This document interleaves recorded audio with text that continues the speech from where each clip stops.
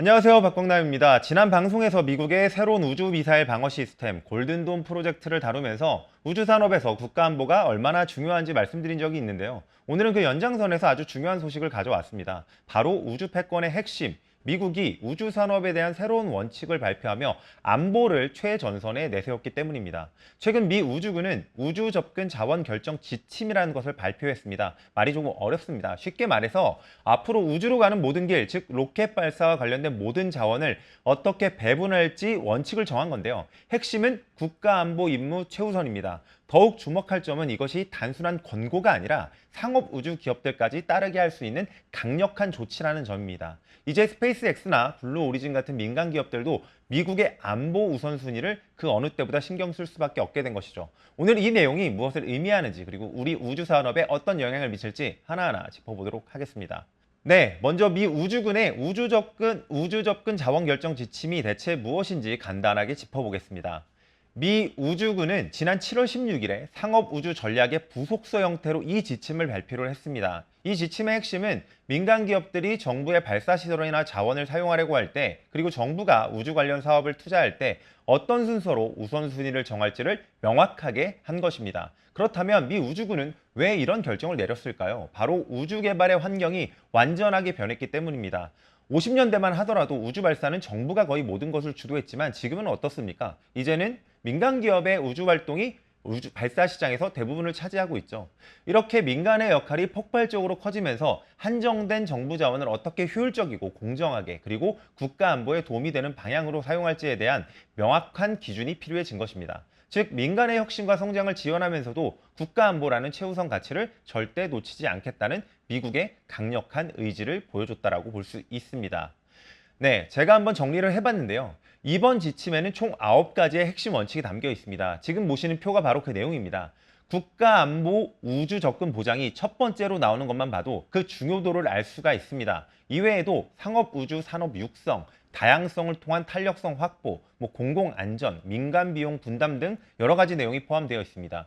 여기서 우리가 주목해야 할 점은 표의 마지막 칸에 있는 근거 법령입니다. 이 원칙들은 그냥 이렇게 하자라는 어떤 선언이 아니라 10-USC 2273 같은 실제 미국 법률에 기반하고 있다는 뜻입니다. 이것은 곧 이 원칙들이 상당한 강제성을 가질 수 있음을 의미합니다. 정부 자원을 이용하려는 민간 기업이라면 이 원칙들을 반드시 준수해야 한다는 뜻입니다. 네, 그럼 가장 중요한 첫 번째 원칙, 국가 안보를 위한 우주 접근 보장에 대해서 좀 더 자세하게 살펴보겠습니다. 이 원칙은 미국 법령에 명확한 뿌리를 두고 있고요. 이 미국이 국가 안보에 중요한 위성 등을 우주로 쏘아 올리는 데 필요한 능력을 최대한 확보해야 한다라고 법령은 규정을 하고 있습니다. 이것이 실제 상황에서는 어떻게 적용이 될까요? 평소에는 미 우주군의 자원과 투자가 정부와 민간 기업의 발사를 모두 지원합니다. 하지만 만약 발사대나 특정 자원이 부족해지는 상황이 발생한다면 다른 모든 상업적 임무보다 국방부의 요구사항, 즉 국가안보 임무가 최우선순위를 갖게 됩니다. 물론 이것이 민간 기업을 완전히 배제하겠다라는 이런 뜻은 아니고요. 오히려 강력한 정부와 산업 파트너십을 통해서 이 목표를 달성하려고 하는 거라고 이해해 주시면 좋을 것 같습니다. 민간 산업계는 위성을 우주까지 실어 나르는 전문성을 제공하고요. 정부는 발사에 필요한 필수적인 발사대와 같은 우주수송 인프라를 제공하는 협력 모델로 볼 수 있을 것 같습니다. 네, 이러한 원칙이 나오게 된 배경에는 우주 발사 패러다임이 근본적인 변화가 생겼기 때문입니다. 지금 그림을 보시면 굉장히 쉽게 이해가 되실 텐데요. 이 지금 과거에는 왼쪽 그림처럼 아주 높은 신뢰도와 성능을 가진 크고 비싼 소수의 위성을 쏘아 올리는 것이 중심이었습니다. 당연히 개발과 발사에 엄청난 비용이 들고요. 대신에 발사 간격은 길 수 있었죠. 하지만 지금은 오른쪽에 있는 그림처럼 패러다임이 바뀌고 있습니다. 상대적으로 작고 저렴한 위성들을 수백, 수천 개씩 쏘아 올려서 거대한 네트워크, 즉 군집을 이루는 방식이죠. 개별 위성의 신뢰도나 성능은 과거 대비 조금 낮을 수 있겠지만 전체적으로는 훨씬 더 자주 저렴한 비용으로 시스템을 구축하고 유지할 수가 있게 된 거죠. 이처럼 발사해야 하는 위성의 수가 폭발적으로 늘어나는 것이 바로 지금의 병목 현상을 낳은 핵심 원인 중 하나입니다. 네, 수치로 말씀을 드리겠습니다. 네, 이 그래프는 미국의 로켓 발사 수요를 보여줍니다. 2024년에 미국 내에서 총 145회의 발사 수요가 있었는데요. 2025년에는 지금 예상되는 수치가 220회로 1년 만에 약 50% 이상 급증할 것으로 전망이 되고 있습니다.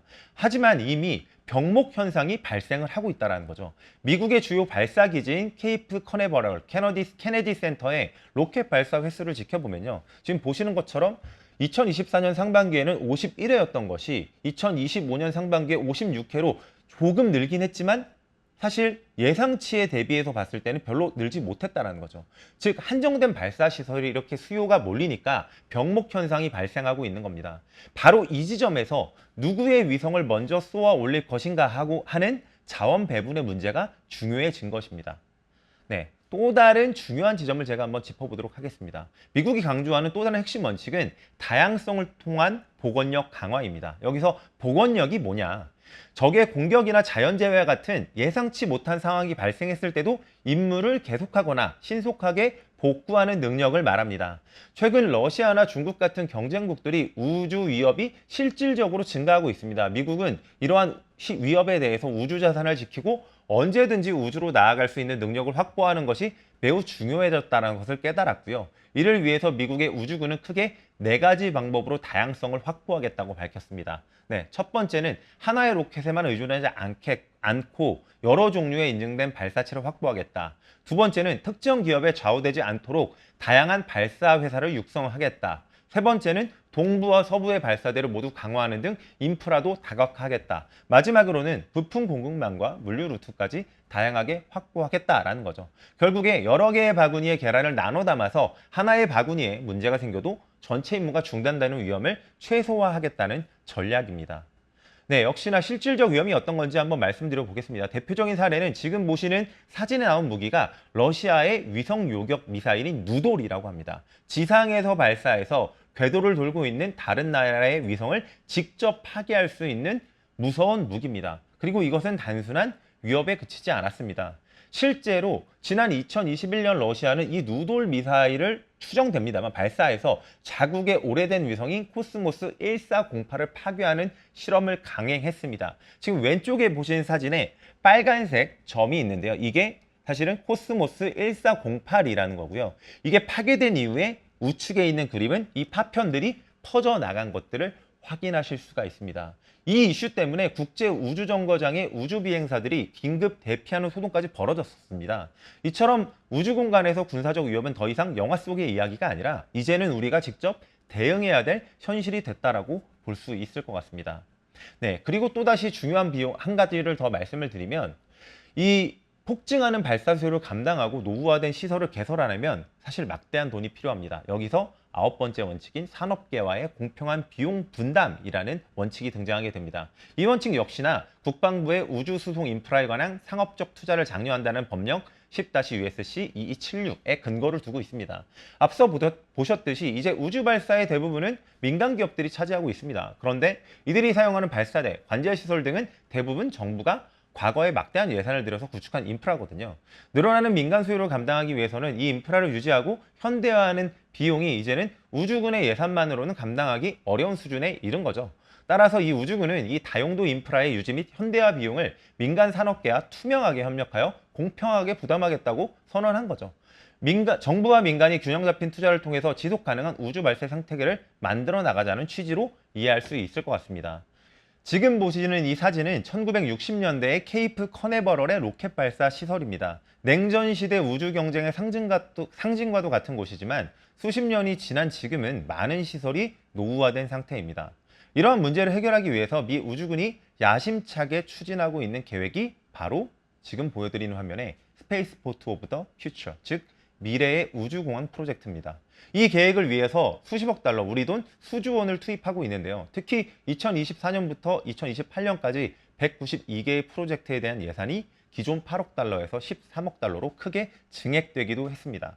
네, 이 표를 보시면 투자가 어디에 집중되고 있는지 알 수 있습니다. 단순히 새로운 로켓이나 위성처럼 어떤 섹시해 보이는 프로그램이 아닙니다. 오히려 오래된 다리를 교체하고요. 도로를 확장하고 전력선을 땅에 묻는 작업부터 폐수 처리 시설을 개선하고 행정시설 신축까지 아주 기초적인 인프라 개선에 막대한 돈을 쏟아붓고 있습니다. 이런 기반 공사가 제대로 이루어져야지만 더 많고 더 빠르고 더 안전한 로켓 발사가 가능해지기 때문입니다.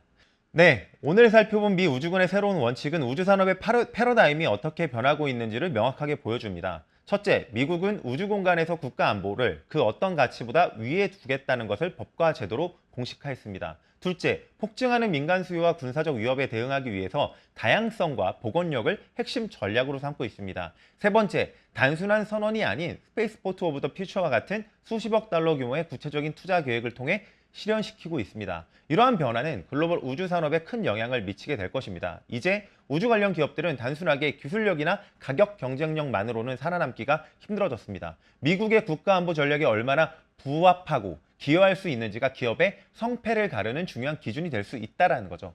반대로 이러한 안보 수요가 새로운 성장 동력이 될 수도 있을 것입니다. 미국의 안보 우선주의라는 새로운 우주 질서 속에서 어떠한 전략을 가져가야 할지 깊은 고민이 필요해 보입니다. 네, 오늘 방송은 여기까지입니다. 시청해주셔서 감사합니다.